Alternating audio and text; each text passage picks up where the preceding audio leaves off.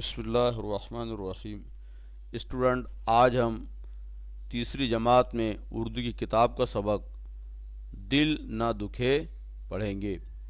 मुझे बचपन की बहुत सारी बातें आज भी याद हैं। मुझे याद है कि मेरी अम्मी तरह तरह के मज़ेदार खाने पकाती थीं और हम सब बड़े शौक़ से खाते थे। मैं एक रोज़ क्रिकेट खेलकर घर आया। मैं बहुत थका हुआ था, हाथ मुंह धोकर बैठा ही था कि अब्बू भी ऑफिस से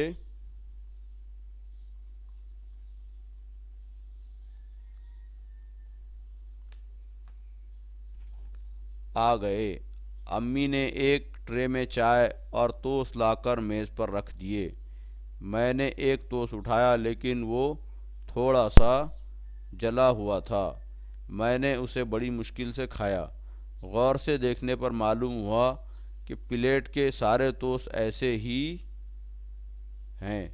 कुछ देर बाद क्या देखता हूँ कि अब्बू ने वो प्लेट अपने सामने रख ली और मज़े लेकर टोस्ट खा रहे हैं।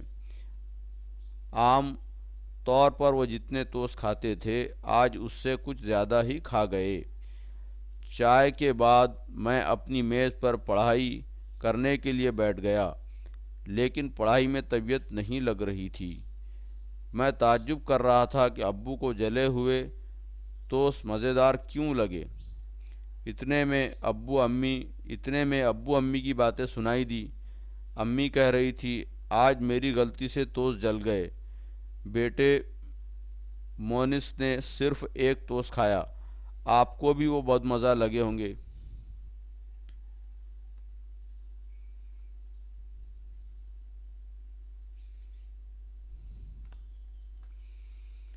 फिर अब्बू की आवाज़ आई।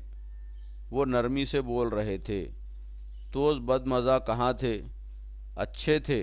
वैसे भी मुझे जले हुए टोस्ट पसंद है।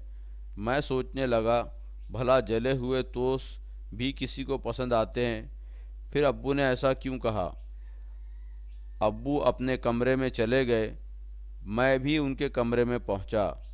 अब्बू कुछ लिखने में मसरूफ़ थे। मैंने सलाम किया और उनकी कुर्सी के पास जाकर खड़ा हो गया।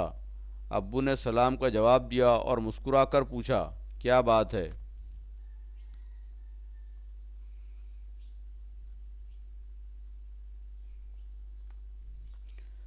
अब्बू क्या आपको जले अब्बू क्या आपको जले हुए टोस्ट पसंद हैं। मेरे इस सवाल पर उन्होंने हैरत से कहा, तुमसे किसने कहा। मैंने उन्हें बताया कि मैं उनकी बातें सुन चुका हूँ। अब्बू ने मुझे मोहब्बत से अपने पास दूसरी कुर्सी पर बिठा लिया और कहने लगे, बेटा, तुम्हारी अम्मी दिन भर हमारी खातिर कितने काम करती हैं। आज किसी वजह से तो जल गए होंगे। वो खुद भी परेशान है। तुमने सिर्फ एक टोस्ट खाया। अगर मैं भी ऐसा करता तो वो और ज़्यादा शर्मिंदा होती, इसलिए मैंने उन्हें खुशी से खा लिया। अब्बू के कमरे से निकलते हुए मैं सोच रहा था, मेरे अब्बू और अम्मी कितना ख्याल रखते हैं कि एक दूसरे का दिल ना दुखे। Thank you.